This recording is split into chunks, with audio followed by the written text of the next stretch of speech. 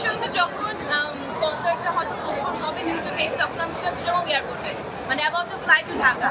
So আমি খুবই wide হয়ে গেছি, আমি তাদের আয়োজিত কল করছিলাম যে whether he is performing or not, but ওরা পরে ভালোভাবে আশ্বস্ত বলো যে জানলাকে বলেছে বাংলাদেশে যেহেতু এসছে ওরা পারফর্ম না করে ব্যাক করবে না।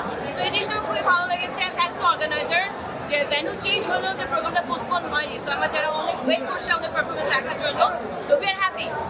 কত বড় ফ্যান জানেন যদি আপনাকে জিজ্ঞেস করা হয়? ওদের গানে কত কাঁদছি ছেঁকা খাওয়ার পরে। আপু আপনি কি শেখা গেছেন নাকি? সবাই জানে ভাই, অনেকেই জানে। হ্যাঁ। আচ্ছা, একই সাথে বাংলাদেশের দুটো ব্যান্ডও কিন্তু পারফর্ম করছে সত্যজিৎ এবং সাইকিক্স, এই বিষয়টা আপনাদের কতটা এক্সাইটেড আছে? এটা তো যদি এককভাবে জাল পারফর্ম করতো তাহলে অনেকে অনেক কথা বলার সুযোগ পেত যে বাংলাদেশে কেউ কেন নেই। তো আমার মনে হচ্ছে বাংলাদেশে একটা দলও আছে, সাথে পাকিস্তানের দলও আছে, ব্যালেন্স হয়েছে ব্যাপারটা এবং দুটোই খুবই ফেভারিট টিম। একটা পরিবর্তন হলো, অনেকদিন পরে আবার শুরু হলো নতুন যাত্রা এই কনসার্টের মাধ্যমে। নতুন বাংলাদেশ এবং নতুনভাবে উজ্জীবিত হচ্ছে, আপনার কাছে কেমন লাগছে? তো আমি চাইবো নতুন বাংলাদেশ হোক বা যে বাংলাদেশে হোক, আমরা যেমনটা ভাবে সবাই মিলেমিশে থাকতে পছন্দ করতাম, মিলেমিশে সময়গুলো কাটাতে অভ্যস্ত, ঠিক ওইভাবে আমরা সবাই মিলেমিশে থাকতে পারবো।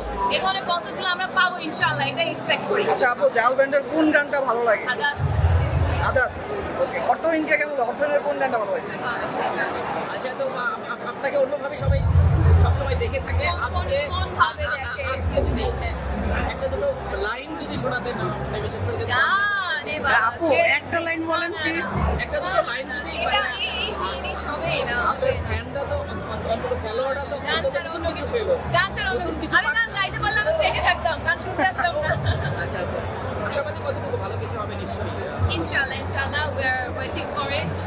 আমরা যে সকল জিনিসগুলো নিয়ে ভয় পাচ্ছি, হোপফুলি যেগুলো না হোক, সবাই মিলেমিশে থাকতে পারি যেন, এটাই চাই। কেমন চলছে, কেমন শুরু করছেন?